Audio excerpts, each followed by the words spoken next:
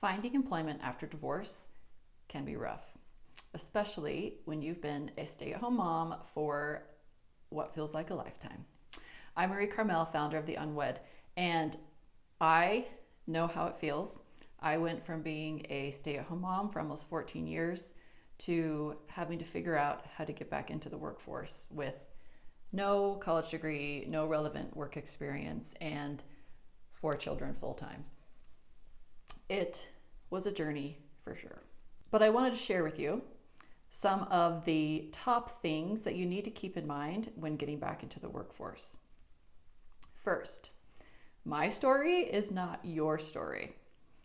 Someone else's story is not your story. I know when I first started looking for a job, I'd look at all these other people and think, how am I ever going to do that?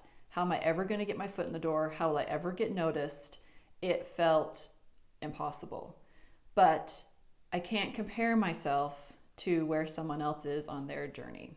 I have no idea what they went through to get there, and they're at a different stage. And so I have to focus on my own. We have different paths.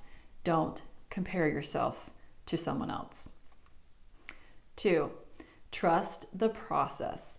If I look back over my almost 7 years since I was divorced, everything I did has led me up to where I am now. It's actually crazy to look back and see how beautifully it's all fallen into place.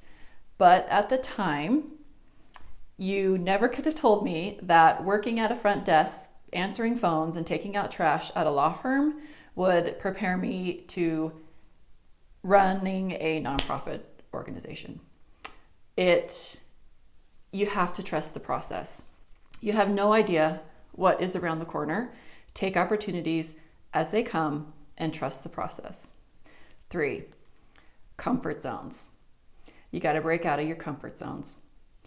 You'll know when you're hitting the edge of a comfort zone, when you feel like you want to throw up, when you're terrified, when you want to quit, when you start doubting yourself and thinking, I'm not good enough. There's so many other people who do this better than me. Who am I to think that I can be anything? That's the edge of a comfort zone. Congratulations. And you have to push through. You're going to want to say, you know what, I'm doing the wrong thing. This is a wrong choice, obviously. And that's not always the case. You're hitting the edge of a comfort zone and you have to push through to the other side.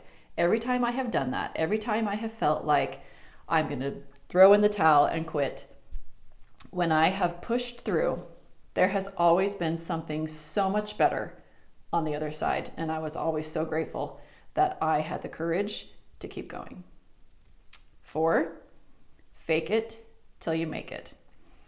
So many times life is about just showing up and pretending to know what we're doing until we know what we're doing.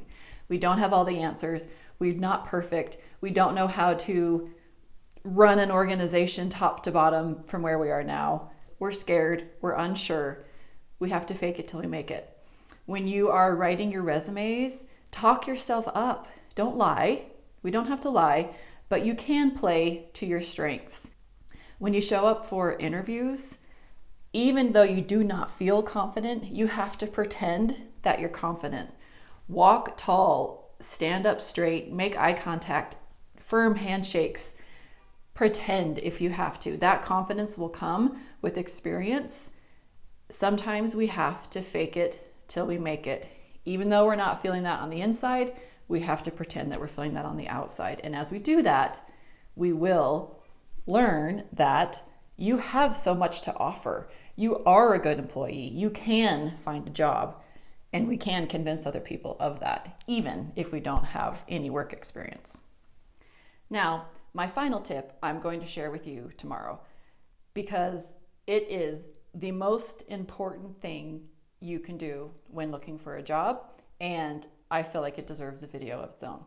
So I hope you come back tomorrow and I will share with you my number 1 most vital, important tip to finding a job after divorce.